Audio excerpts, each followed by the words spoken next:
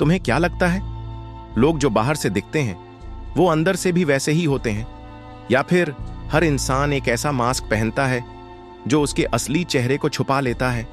आज हम बात करने वाले हैं रॉबर्ट ग्रीन की किताब the Laws of Human Nature की 3 ऐसी चैप्टर्स की जो हर उस इंसान पर फिट बैठती हैं जो दुनिया को समझना चाहता है और खुद को भी।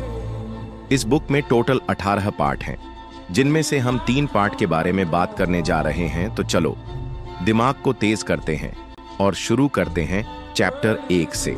Chapter 1, law of irrationality, recognise and confront your irrationality. क्या तुमने कभी कोई ऐसा डिसीजन लिया है जो बाद में गलत निकला, लेकिन तब तुम्हें वो बेस्ट लग रहा था?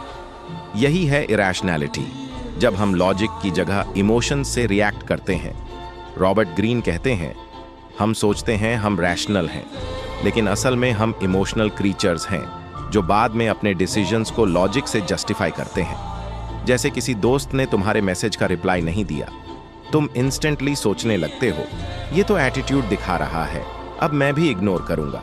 लेकिन हो सकता है वो बस बिजी हो, या किसी मेंटल फेज से गुजर रहा हो, या फिर स्टॉक मार्केट में लोग डर से सेल करते हैं और लालच में बाय करते हैं, जबकि आइडियल स्ट्रैटेजी होती है खरीदें जब दूसरे डरे हों, बेचें जब दूसरे लालची हों। पॉज करो, अपनी इमोशनल रिएक्शन को नोटिस करो, खुद से पूछो, क्या मैं डर या गुस्से से रिएक्ट कर रहा हूं या सच में सोचकर जवाब दे रहा हूं? इमोशन को फील करना गलत नहीं, लेकिन उसे बिना समझे एक्शन लेना हमेशा कॉस्टली होता है। चैप्टर 2, नार्सिसिज्म का कानून, लोगों के मास्क को देखें। क्या तुमने कभी सोचा है कि कोई इंसान जो तुम्हें बहुत अच्छा लगता है, शायद वो सिर्फ एक्ट कर रहा हो? हर इंसान सोशल गेम खेल रहा है और हर किसी के पास होता है एक मास्क, एक ऐसा पर्सनैलिटी कवर जिससे वो खुद को बेस्ट वर्जन में प्रोजेक्ट करता है।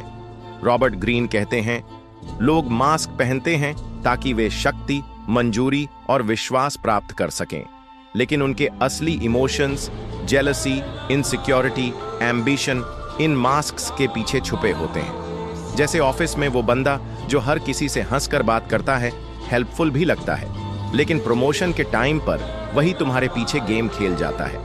या फिर सोशल मीडिया पर लोग परफेक्ट लाइफ दिखाते हैं, वेकेशंस, गिफ्ट्स, लग्जरी, लेकिन रियलिटी में उनकी लाइफ में स्ट्रेस, इनसिक्योरिटी और लोनलीनेस भरी होती है।